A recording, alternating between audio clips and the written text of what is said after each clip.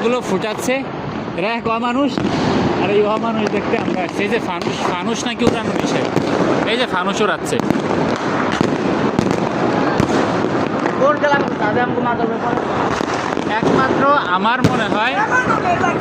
একমাত্র আমার মনে হয় গুলশান এরিয়ার মধ্যে, গুলশান নিকেতন বাঙ্কা এরিয়ার মধ্যে আমাদের ছাদেই মনে হয় কোনো ফানুস বা আতশবাজি হচ্ছে না।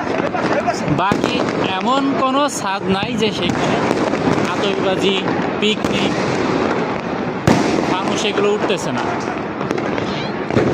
দেশে সরকার এবং যে একটা শোকের মধ্য দিয়ে যাচ্ছে, এটা মানুষ কেমন যেন ভুলে গেছে যে কয়েকটা মিনিটের, কয়েকটা ঘন্টার ব্যবধানে সরকার যে এত বারণ করে। এই যে প্রত্যেকটা ছাদে মানুষের অভাব নাই। এই যে এই ছাদে এখানে পিকনিক হচ্ছে,